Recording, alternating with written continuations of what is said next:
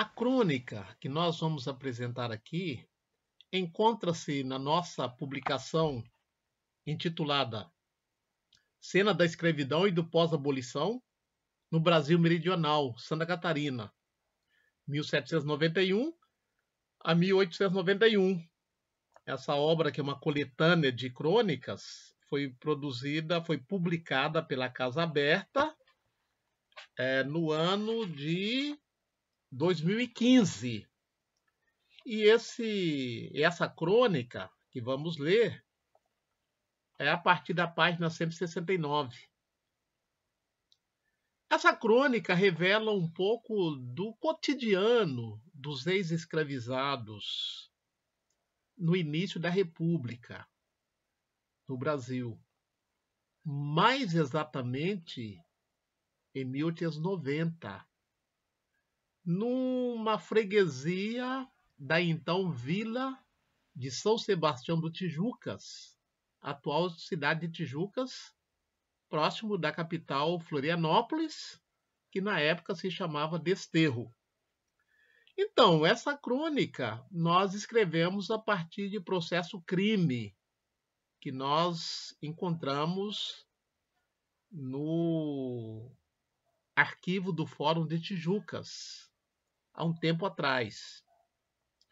E a crônica, nos revela um pouco das relações dos ex-escravizados com seus ex-donos, com seus vizinhos, um pouco da inocência ou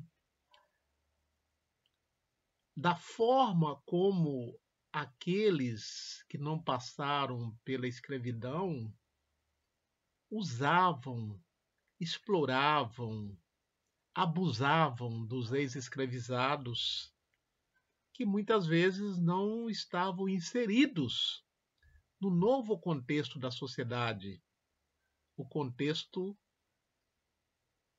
da República. Francisco, um ex-escravizado africano, que, como muitos dos franciscos, tinha provavelmente o apelido de Chico, talvez Chico africano ou Chico preto. Mas quem era esse Francisco? Era um ex-escravizado, liberto, natural de Cabinda, Cabinda fica na Angola, morador de Morretes. Ele tinha 50 anos, mais ou menos. Chico Cabinda procurava melhorar sua vida, não se sabe desde quando, mas ele tinha algumas economias guardadas zelosamente dentro de um baúzinho, cuja chave ele carregava em sua algibeira. E mais, o baúzinho estava escondido no engenho de farinha, que não era dele, debaixo de uma bolandeira. Certo dia, ao conferir sua fortuna, encontrou o baúzinho arrebentado, conforme a denúncia que ele fizera na delegacia local. A denúncia diz o seguinte: que ele, Chico, tinha a caixa em poder, depositada no engenho de farinha, debaixo da bolandeira, a qual estava fechada a chave, e que, se achando a dita chave em seu poder, que fora lá conferir, que tinha 41 mil réis e que pedira Manuel Todora para trocar, porque ouvira dizer que o papel, a moeda, ia se acabar. Fecha aspas. O novo regime, o regime republicano, trouxe boatos. Um deles, pelo que se percebe na denúncia de Chico Preto, é que o papel ia se acabar, ou seja, haveria mudança no sistema monetário. Aliás, foi por esse motivo que fora visitar o baúzinho escondido debaixo da bolandeira.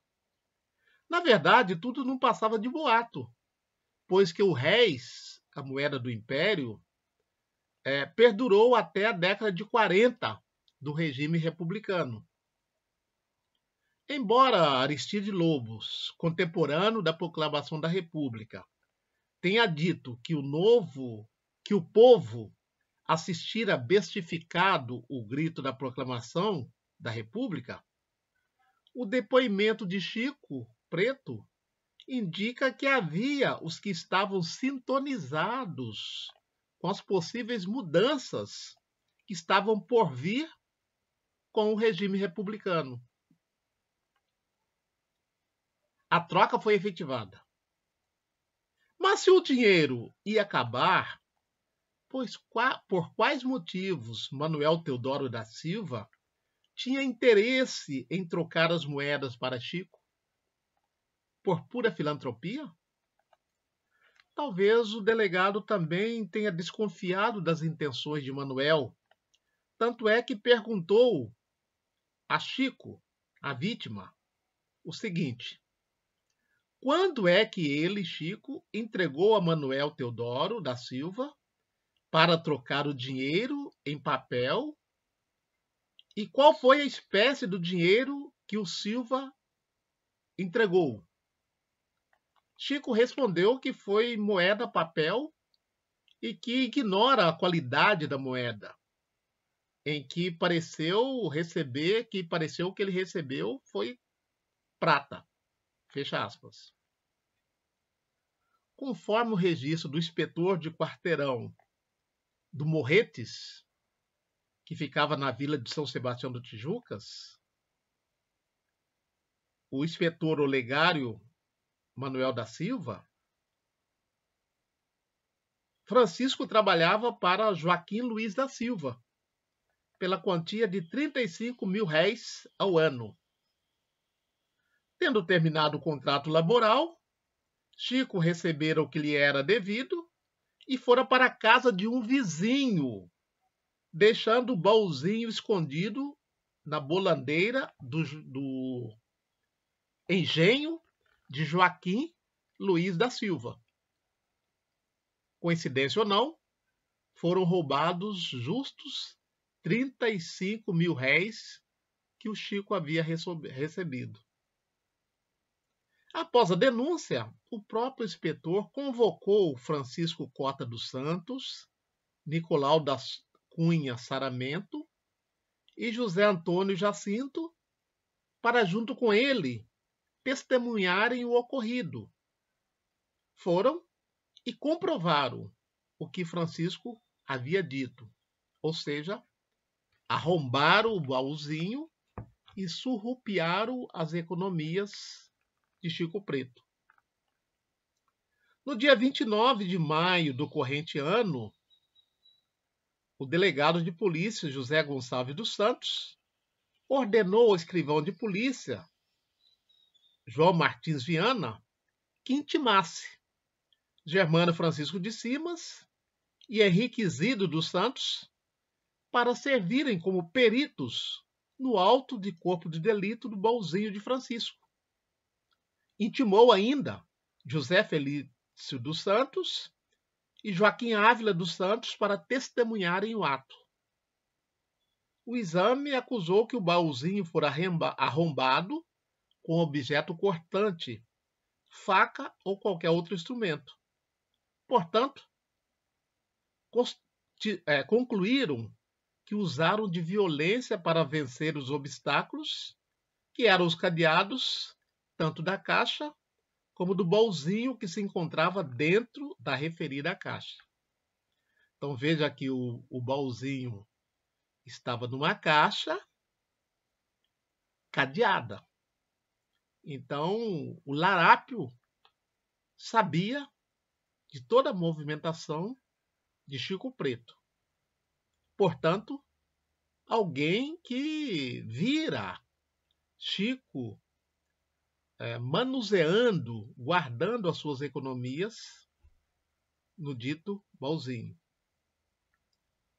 Diante disso, fazia-se necessário interrogar o dono da propriedade, Joaquim Luiz da Silva, que era casado com a idade de 57 anos, mais ou menos, e residente em Morretes.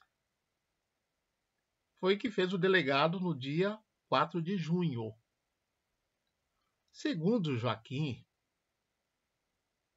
o preto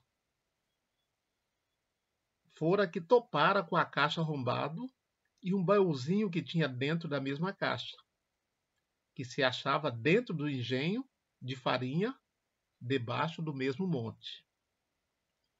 Disse ainda Joaquim que a caixa estava no engenho por aproximadamente um ano, ou seja, o período em que Francisco trabalhava para ele, Joaquim.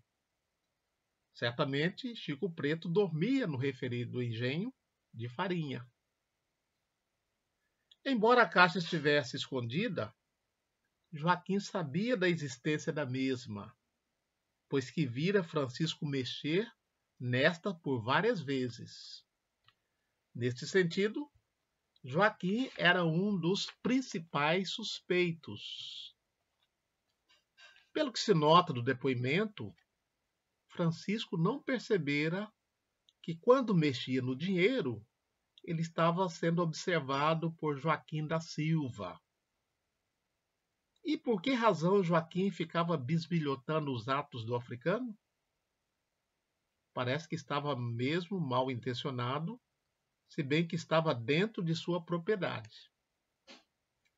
Após constatar que havia sido roubado, Francisco pegou o que lhe restava no baúzinho, R$ 4.500, e confiara-os à mulher de Joaquim. Segundo o mesmo Joaquim, essa soma consistia em 4 moedas de R$ 200 e bilhete de R$ 500. Foi ouvido também Maria Vitorina da Conceição, de 29 anos de idade, doméstica, moradora nos Morretes. O auto, né, do processo não nos permite saber mais sobre essa depoente, ou seja, qual a relação que ela teria com Chico Preto ou com o proprietário do engenho, Joaquim Luiz da Silva. Mas ela disse que sabia que o baú se achava lá há um ano, mais ou menos, debaixo do peão do engenho, em casa de Joaquim Luiz da Silva, que estava a dita caixa sempre fechada, que o mesmo dono da caixa foi quem dera com a caixa arrombada. Quando perguntada se sabia o dia em que a caixa fora arrebentada ou arrombada, Marcelina disse que não sabia, pois que havia ido à vila de São Sebastião do Tijucas participar da festa do Divino Espírito Santo. É certo que tais festas duravam mais de um dia naquela época. Talvez tenha sido o momento propício para que o gatuno, sentindo que não seria notado, praticasse o furto como o fez. Manuel Teodoro da Silva, responsável pela troca de moeda de Francisco, era filho de Joaquim da Silva. Era casado com 26 anos de idade, lavrador dos Morretes. Também tinha conhecimento que Francisco temia que a moeda fosse desvalorizada com a mudança do regime, conforme o boato que ouvira. Então vemos que Francisco guardou as suas economias no engenho de Joaquim da Silva, para quem ele trabalhara. E que a pessoa que se dispôs a trocar a moeda para Francisco, que ouvira dizer que a moeda ia se acabar, foi o filho de Joaquim, Manuel Teodoro da Silva. e que a mulher de Joaquim, Marcelina Vitorina da Conceição, também sabia que Joaquim, que Chico guardava as suas economias debaixo da bolandeira. Parece que só Chico não sabia que todos que moravam na casa ou nas redondezas sabiam onde estavam as suas economias. Continuemos. Em virtude desse conhecimento, o delegado quis saber como ele, respondente, dera ao preto Francisco, e por ocasião do auto de corpo de delito feito na dita caixa e baú, pareceram 4 moedas de 200 réis e uma de 100 réis, sendo essas todas de níquel.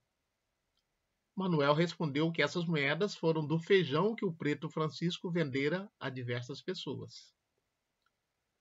O delegado quis saber mais. Onde ele, Manuel, que se dispuseram a fazer a troca do dinheiro, conseguira moedas para efetivar a troca solicitada por Francisco? Manuel respondeu que trocou, sendo 15.000 réis dele, 8.000 réis de José Felisbino e 2.500 com José Cunha, morador na localidade denominada Estiva do Inferninho. Em seu depoimento, Manuel disse ainda que quando aconteceu o roubo do baúzinho de Francisco, ele se encontrava fora de casa e que foi sua esposa que lhe comunicara o acontecido. Disse mais, que ele, juntamente com seu pai, fora a um fandango e que no dia seguinte o preto viera e lhe dera a notícia do roubo. Os depoimentos foram colhidos a partir do dia 9 de junho, quando o auto de corpo de delito havia sido concluído no dia 3 de julho, quer dizer, quase um mês depois do auto de corpo de delito, é que foram feitos depoimentos, ou foram convocados para depor. O processo ficou julgado num canto qualquer da mesa do escrivão João Martins Viana e só foi encaminhado no dia 3 de julho. Esse desleixo foi o motivo para uma suspeição ou uma repreensão do delegado ao escrivão. A justificativa do escrivão foi que o excesso de trabalho, como se nota do processo do preto africano, não constituía prioridade na concepção do funcionário público. Após a carraspana, João Martins, o escrivão, deu prosseguimento ao processo, intimando as testemunhas Francisco Cota dos Santos e José Antônio da Silva, conforme as ordens do delegado Gonçalves. Cota foi o primeiro a prestar esclarecimento ao delegado naquele 9 de julho de 1890. O depoimento foi curto. Apenas disseram que fora à casa de Joaquim, a mando do inspetor do quarteirão, quando foram à casa para testemunhar o roubo na caixa e no baúzinho do africano, e que, de fato, o mesmo havia sido arrombado, mas que não identificaram o arrombamento na casa do proprietário, Joaquim Marcelino, onde se encontrava a dita caixa com o respectivo baúzinho. A segunda testemunha, José Antônio da Silva, com 21 anos de idade, solteiro, lavrador e também morador no Morretes, também disse que foi ao local verificar o acontecido, porque foram intimados pelo inspetor de quarteirão e que na ocasião Joaquim havia dito que não havia nada no baúzinho do africano, mas que o Francisco dissera a ele, testemunha, que tinha aproximadamente 30 mil réis no dito baúzinho. Foram intimados para prestarem depoimentos os cidadãos José Alves de Brito, José Cunha. Foram duas intimações. A primeira, datada do dia 17 de julho, Brito encontrava-se na capital da província, em Desterro, e José Cunha pertencia à jurisdição de São Miguel, razão pela qual deixou de ser intimado. A segunda intimação foi no dia 24 de julho, para a audiência que deveria acontecer no dia 25. Desta vez, o guarda policial Joaquim Dávila dos Santos, que fez o papel de oficial da justiça, conseguiu entregar a intimação a Brito, que ficou ciente da mesma. Na manhã do dia 25 de julho do corrente ano, Brito foi inquirido pelo delegado de polícia José Gonçalves. A inquirição foi a seguinte, abre aspas. Aos 25 dias do mês de julho do ano de 1890, nesta vila de São Sebastião do Tijucas, em casa de residência do cidadão José Gonçalves, compareceu presente o cidadão José Alves de Brito. Pelo delegado foi inquirido sobre os fatos constantes da parte oficial do inspetor número 11, que foi lida e sendo jurada de que nada sabia a tal respeito, que apenas só podia informar que em dia do mês de janeiro do corrente ano apareceu um filho de Joaquim Luiz da Silva, de nome Cipriano, e que o respondente, deu-lhe uma quantia que não se recorda em prata, sendo esse dinheiro em pagamento de farinhas que vendeu. Aparecendo dias depois, Manuel Teodoro da Silva, filho do mesmo Joaquim Luiz da Silva, o que deu-me uma nota de 50 mil réis em papel, para ele pagar uma quantia que devia a ele respondente. Voltando-lhe, o resto não se recorda se deu em prata ou papel. Fecha aspas.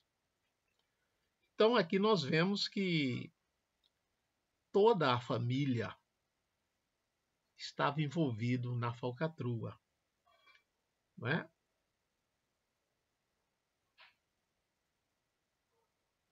A partir do depoimento de Brito, evidencia-se um outro suspeito do furto, Cipriano, filho de Joaquim Luiz da Silva. O instigante é que esse não foi intimado a depor, ao contrário de Manuel Teodoro da Silva, como vimos anteriormente. O promotor público, Henrique Carlos Boatê, não ficou satisfeito com o inquérito policial e solicitou que se ouvisse o inspetor de quarteirão e a própria vítima, pois que havia contradições no depoimento desta. E mais, deixará claro a necessidade de esclarecer o furto. Afinal, não se admitia que no novo regime crimes dessa natureza ficassem impunes. Ainda mais porque se tratava de um pobre preto que ficou privado do fruto de suas economias e a bem dos interesses da justiça.